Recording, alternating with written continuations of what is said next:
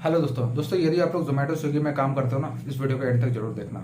कल रात की बात है, मैं एक न्यूज़ चैनल पे न्यूज़ देख रहा था और अचानक एक खबर देखने को मिला कि पुणे सिटी का जोमेटो का एक डिलीवरी बॉय जब कस्टमर को खाना देने जाता है, कस्टमर 19 साल की एक लड़की होती है और पानी पीने के बहाने से उस कस्टमर का हाथ पकड़ के अपने तरफ खींचता है और उसके साथ फिर बदतमीजी करता है, उसके साथ मिसबिहेव करता है और फिर उस लड़की को किस भी कर देता है। और पता है दोस्तों, उस डिलीवरी बॉय ने जाते जाते क्या कहा कि अगर कभी जरूरत पड़े तो मुझे याद जरूर करना।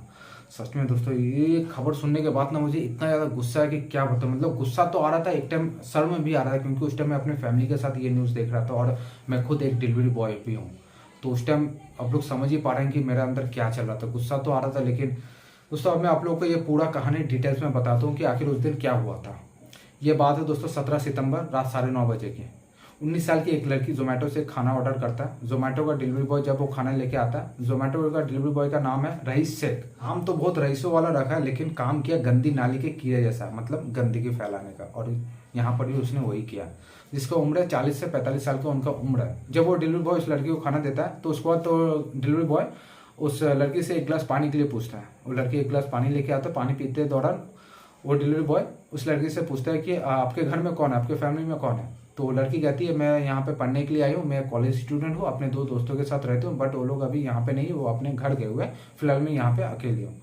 तो इस चीज़ का उस डिलीवरी बॉय ने फ़ायदा उठाने की कोशिश किया और फिर एक गिलास और पानी मंगवाया कि एक गिलास और पानी मिलेगा। और जैसे वो लड़की पानी लाने के लिए मुड़ी, उसी टाइम उस डिलीवरी बॉय ने क्या किया, उस लड़की का हाथ पकड़ के अपने तरफ खींचा।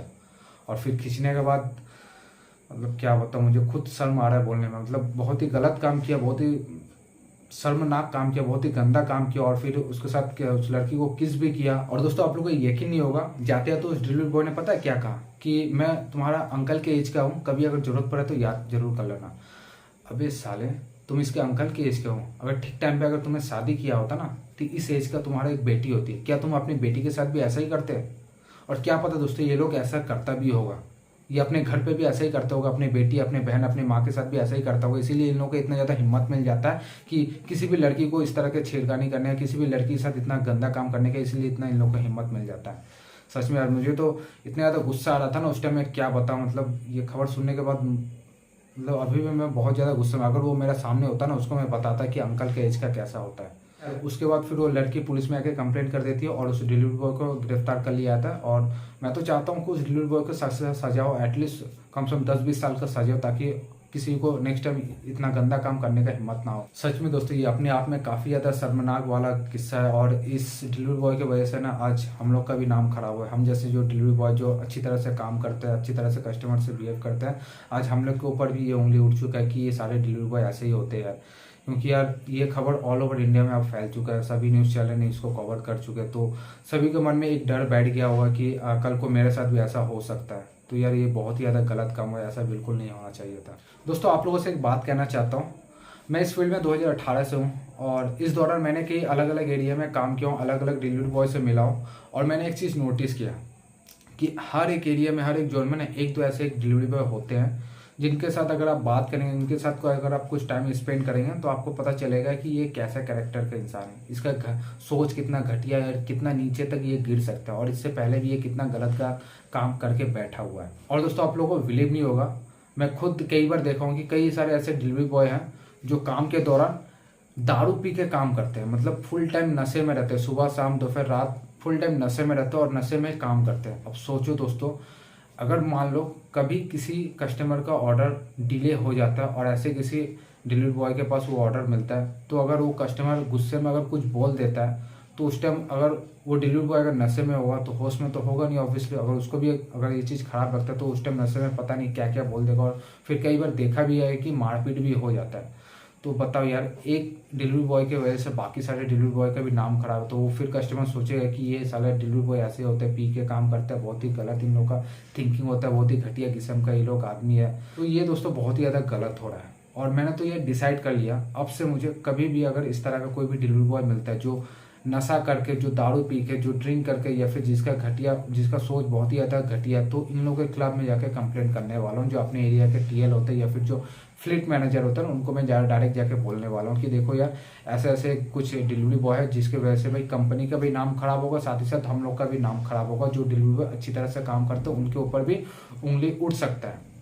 तो आप लोगों से भी रिक्वेस्ट करना चाहता हूँ, यदि आप लोगों के भी नज़र में अगर ऐसा कोई डिलीवरी बॉय नज़र आता है कि भाई आपको लगता है कि ये बंदा दिन रात नशा करके काम करता है, दारू पी कर काम करता है, या फिर ये बहुत ही ज़्यादा गलत काम किया है इसके साथ, तो भाई प्लीज़ ऐसे लोगों को भाई कंपनी से निकालो, क्योंकि इसके एक गलत काम की वजह से आपके ऊपर भी उंगली उठ सकता है, हम सभी का नाम खराब हो सकता है। ऑल ओवर इंडिया में जितने भी सारे डिलीवरी बॉय है सबका नाम खराब हो रहा है। और दोस्तों आप लोगों को यकीन नहीं होगा, जब ये खबर जोमेटो कंपनी को दिया गया तो कंपनी ने पता है क्या कहा?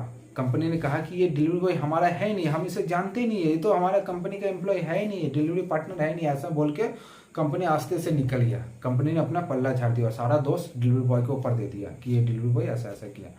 तो कंपनी ऐसा ही करेगी अपना भाई इमेज बचाने के चक्कर में, तो कहेंगे कि भाई हमारा यहाँ पे कोई गलती नहीं है। अब डिलीवरी बॉय के मन में क्या है, वो कैसा है, हमें कैसे पता? तो मैं कंपनी से एक बात कहना चाहता हूँ, जब आप लोग ज्वाइनिंग कराते हो क्या आँख बंद करके ज्वाइनिंग करते हो? और दोस्तों आप लोगों को बिलीव नहीं होगा, कुछ लोगों को खराब लग सकता है, 2020 के बाद से बेसिकली लॉकडाउन होने के बाद से जो ज्वाइनिंग का प्रोसेस है ऑनलाइन हो गया था। उस टाइम मैं बता रहा हूँ, कोई आतंकवादी भी चाहे ना तो इजीली इसमें ज्वाइनिंग कर सकता है, इसमें कोई भी वेरिफिकेशन नहीं होता है। यदि आप जोमेटो स्विगी में ज्वाइन करना चाहते हैं तो आपके पास बस एक बाइक होना चाहिए, लाइसेंस होना चाहिए और कुछ बेसिक डॉक्यूमेंट्स होना चाहिए, दैट्स इट।